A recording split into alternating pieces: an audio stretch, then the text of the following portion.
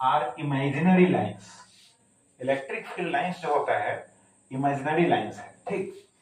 तो अब समझो क्रिएट किस चार्ज पर होता है, तो क्रिएट होता है, स्टार्ट होता है पॉजिटिव चार्ज पर और एंड हो जाता है नेगेटिव चार्ज पर। तो हम कह सकते हैं कि electric field lines are imaginary lines which start on positive charge and end on negative charge, right. अब देखो टू इलेक्ट्रिक फील्ड लाइंस जो होते हैं do not intersect each other, यानी टू इलेक्ट्रिक फील्ड लाइंस एक दूसरे को काटते नहीं हैं। If they intersect at a point then there will be two directions of same electric field on that common point, which is not possible, ऐसा संभव नहीं है। बात समझ गए ना, तो इसलिए वे काटते नहीं है। अब है कि इलेक्ट्रिक फील्ड लाइन जो है क्लोज पाथ फॉर्म करता है कि नहीं, तो इलेक्ट्रिक फील्ड लाइन जो है क्लोज पाथ फॉर्म नहीं करता है। मैग्नेटिक फील्ड लाइन जो है क्लोज पाथ फॉर्म करता है, but electric field line close path form नहीं करता। साथ साथ समझ लो, magnetic field line close path form करता है तो आउटसाइड में, मैग्नेट के आउटसाइड में north pole to south pole, अब मैग्नेट के इनसाइड में क्या होगा, south pole to north pole, इसको याद रखना है, राइट। अब समझो टू पॉजिटिव चार्जेस हैं जिनका मैग्नीट्यूड सेम है, वैल्यू जो है सेम है और नेचर भी सेम है, तो उनके बीच जो इलेक्ट्रिक फील्ड लाइंस होंगे, चाहे इलेक्ट्रिक फोर्स लाइंस होंगे, वो कैसे होंगे, तो दिखा दिए हैं। प्लस क्यू चार्ज है यहाँ, अब प्लस क्यू चार्ज यहाँ, मैग्नीट्यूड सेम है और नेचर भी सेम है, तो दोनों एक दूसरे को रिपेल करेंगे। तो पॉजिटिव चार्ज से फील्ड लाइन क्रिएट हो रहा है, पॉजिटिव चार्ज से क्रिएट हो रहा है, यहाँ भी पॉजिटिव चार्ज से क्रिएट हो रहा है। अगर दोनों निगेटिव चार्ज होते, अब मैग्नीट्यूड सेम हो, उस केस में क्या होगा कि रिपल्सन तो होगा, लेकिन जो निगेटिव चार्ज होने के कारण ये जो डायरेक्शन जो देख रहे हैं, डायरेक्शन हो जाएगा इनवर्ड हो गया। अगर ये भी नेगेटिव है तो इनवर्ड, ये भी नेगेटिव है तो इनवर्ड, पॉजिटिव के केस में आउटवर्ड होंगे, राइट। अब देखो अगर यहाँ पर प्लस चार्ज है और यहाँ पर माइनस चार्ज है, यानी दोनों जो चार्जेस हैं उनके मैग्नीट्यूड यानी वैल्यू जो है सेम है, लेकिन नेचर क्या है, अपोजिट है। एक पॉजिटिव है, दूसरा नेगेटिव है, तो उनके बीच फोर्स ऑफ अट्रैक्शन वर्क करेगा। तो फील्ड लाइंस जो होगा, चाहे फोर्स लाइंस जो होंगे, बात समझ गए, तो पॉजिटिव चार्ज से स्टार्ट होकर नेगेटिव पर समाप्त हो जाएंगे। नेगेटिव से पुनः जो है दोबारा जो है वो पॉजिटिव पर नहीं पहुंचेंगे, क्रॉस पाथ तो बना नहीं पाएंगे, तो पॉजिटिव से क्रिएट होकर नेगेटिव पर समाप्त हो जाएंगे।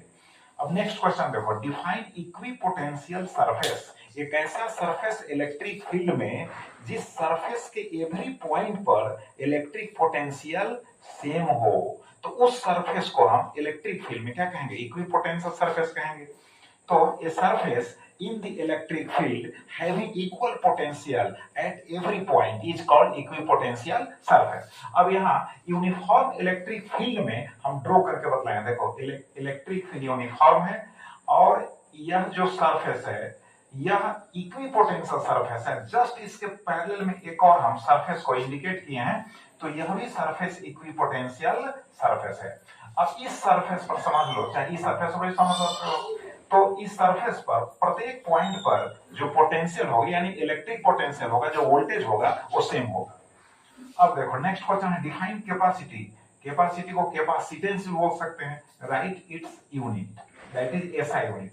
तो द एबिलिटी ऑफ, इसका डिफिनेशन है, the ability of a conductor और a capacitor to store electric charge is called capacity और कैपेसिटेंस। अब इस कैपेसिटी और कैपेसिटेंस को हम लोग सी से इंडिकेट करते हैं, तो सी क्यू भी फॉर्मूला याद रखो यार, पहले भी बतला चुके हैं। सी क्यू भी, C is equal to Q upon V. Q क्या है, चार्ज है, वी क्या है, इलेक्ट्रिक पोटेंशियल है। अब देखो अगर पैरेलल प्लेट कैपेसिटर है, उस केस में capacity C is equal to होता है A epsilon naught by D होता है। ए क्या है, प्लेट एरिया होता है, डी क्या है, दोनों प्लेट्स के बीच का डिस्टेंस होता है।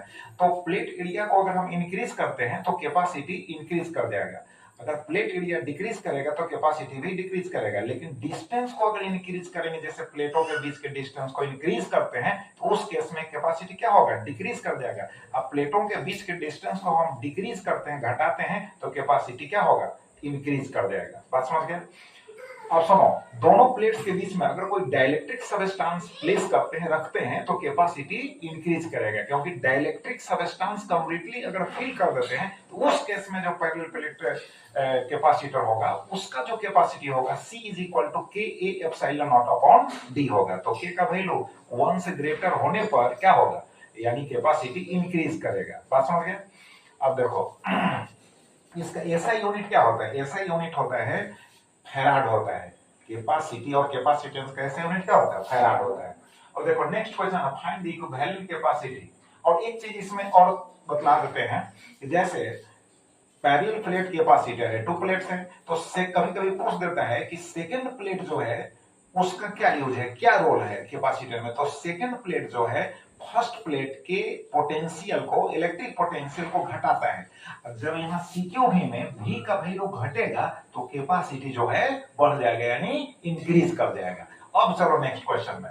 तो नेक्स्ट क्वेश्चन है फाइंड द इक्विवेलेंट कैपेसिटी, यानी सीरीज कॉम्बिनेशन और फिर पैरेलल कॉम्बिनेशन में कैपेसिटर्स का इक्विवेलेंट कैपेसिटी हमको फाइंड आउट करने के लिए अगर पूछता है तो हम पहले सीरीज में चलेंगे। देखो ये सीरीज कॉम्बिनेशन है। अब इसमें पोटेंशियल डिफरेंस यहाँ भी है, यानी बैटरी सपोज करो तो बैटरी से क्यू चार्ज जो है यहाँ पर है ना ड्रॉ हो रहा है। तो क्यू चार्ज जब ड्रॉ होगा तो ये सीरीज कॉम्बिनेशन में यहाँ पर प्लस क्यू चार्ज, फिर यहाँ पर प्लस क्यू चार्ज, फिर यहाँ पर प्लस क्यू चार्ज, और यहाँ पर माइनस क्यू चार्ज, फिर यहाँ पर माइनस क्यू चार्ज, यहाँ पर माइनस क्यू चार्ज, यानी चार्ज का जो मैग्नीट्यूड होगा वो सेम होगा।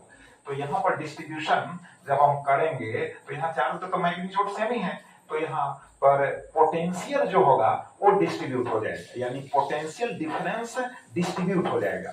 तो देखो V इज इक्वल टू होगा V1 प्लस V2 प्लस 1 हो जाएगा, but C is equal to Q upon V है, तो V इज इक्वल टू कितना होगा Q बाई C, V यहाँ और C नीचे, तो हो गया V is equal to Q by C हो गया। अब V के जगह पर हम Q बाई CS लिख देंगे, क्योंकि इक्विवेलेंट कैपेसिटी और कैपेसिटेंस को CS इंडिकेट कर दे, तो यहाँ पर होगा Q अपॉन CS, और यहाँ पर V1 के जगह पर हो जाएगा Q बाई C1, और V2 के जगह पर हो जाएगा Q बाई C2, और सो ऑन हो जाएगा इन टर्म्स तक। अब Q कैंसिल हो जाएंगे, तो 1 by CS is equal to 1 by C1 plus 1 by C2 plus 1 by CN होगा। अगर 2 कैपेसिटर है उस केस में हम एलसीएम लेकर फाइंड आउट कर सकते हैं।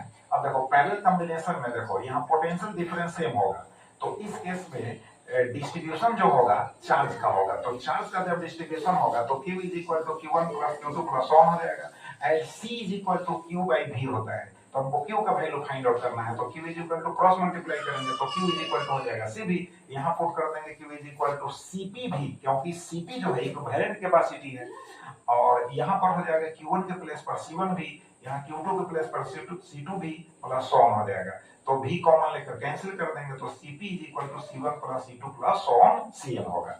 तो राइट, अब चलो नेक्स्ट क्वेश्चन है 13। देखो बड़ा इंटरेस्टिंग क्वेश्चन है, इसमें रेसिस्टेंस को कैसे डिफाइन करें, राइट इट्स एसआई यूनिट। अब रेसिस्टेंस के साथ साथ हम बहुत कुछ इसमें डिफाइन कर दिए हैं। देखो रेसिस्टेंस का है, it is the opposing property of a conductor. Opposing property का मतलब है जब चार्ज फ्लो होता है तो कंडक्टर जो है किसी न किसी सबस्टेंस का होता है, तो सबस्टेंस का नेचर है ना कि उसमें जो आयंस होंगे उनको, वो आयंस जो होंगे चार्ज के फ्लो का अपोज करेगा। अब आयंस कैसे, अब एटम से जब इलेक्ट्रॉन्स, फ्री इलेक्ट्रॉन्स सेपरेट होते हैं तो एटम्स जो है आयंस में कन्वर्ट हो जाते हैं, यानी उनका नेम जो है अब आयंस है ना के रूप में परिवर्तित हो जाता है।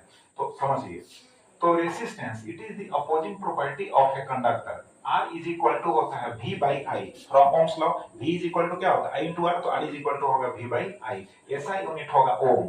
अब देखो मेटल्स के केस में क्या होता है कि मेटल्स के केस में जब टेम्परेचर राइज करता है, इंक्रीज करता है, तो मेटल्स का रेसिस्टेंस भी इंक्रीज करता है, लेकिन सेमीकंडक्टर में जस्ट उसका है ना क्या है, उल्टा है, यानी टेम्परेचर इंक्रीज करने से जो सेमीकंडक्टर है जैसे जर्मेनियम है फिर सिलिकॉन है, उसका रेसिस्टेंस क्या होता है, घटने लगता है। टेम्परेचर बढ़ेगा तो रेसिस्टेंस घटेगा। नेक्स्ट इसी में टॉपिक हम बता रहे हैं, the reciprocal of resistance is called conductance, यानी अगर कंडक्टेंस क्वेश्चन में आता है तो रेसिप्रोकल यानी रेसिस्टेंस का जो उल्टा है वो कंडक्टेंस हो गया। देखो रेसिस्टेंस में ANCE है, तो देखो यहाँ भी ANC है, एएनसी है, यहाँ देखो एएनसी है, कंडक्टेंस यानी यह कंडक्ट करने में हेल्प करता है, और रेसिस्टेंस यानी अपोज करता है। यूनिट रेसिस्टेंस का जस्ट उल्टा होगा। अब देखो कभी कभी पूछता है इंडक्टिव और कैपेसिटिव रिएक्टेंस पूछता है।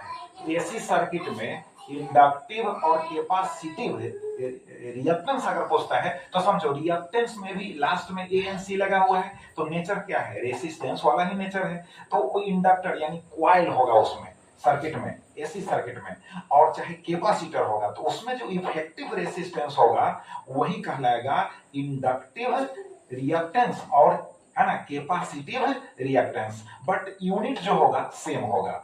तो यहां पर भी हम लिख दिए हैं एक्सेल जो होगा यह इंडक्टिव रिएक्टेंस है, इसका फार्मूला है omega L is equal to 2 pi F into L. और फिर एक्सी अगर होगा कैपेसिटिव रिएक्टेंस होगा तो 1 अपॉन ओमेगा सी होगा is equal to 1/2 pi F C होगा। यूनिट जो है दोनों का एम है, क्योंकि नेचर तो अपोज करने का है। अब इसी तरह का एक और टॉपिक है, इसमें इंपीडेंस अगर पूछ देता है तो इंपीडेंस का पूछेगा, एलआर सर्किट होगा, कॉम्बिनेशन में होगा, एलआर सर्किट होगा और सीआर सर्किट होगा और एलसीआर सर्किट होगा। तो इनमें से प्रत्येक में अगर पूछता है इंपीडेंस तो हम कह सकते हैं the effective resistance in LR circuit और the effective resistance in CR circuit और the effective resistance in LCR circuit is called impedance. It is denoted by Z. In LR circuit देखो जेड इज इक्वल टू क्या होगा, root over XL square plus होगा R square. In CR circuit क्या होगा, Z is equal to under root XC square plus R square. In LCR circuit होगा Z is equal to under root R square plus XL minus XC का whole square. ऐसा unit क्या होगा, same होगा, ohm ही होगा, क्योंकि देखो रेसिस्टेंस, इंपीडेंस, रिएक्टेंस तीनों सेम प्रकृति सेम नेचर के हैं, इसलिए ऐसा यूनिट में कोई चेंज नहीं होगा। Thank you very much. अब इनको प्रैक्टिस करो, फिर नेक्स्ट वीडियो में हम नेक्स्ट है ना सीरीज ऑफ क्वेश्चंस के साथ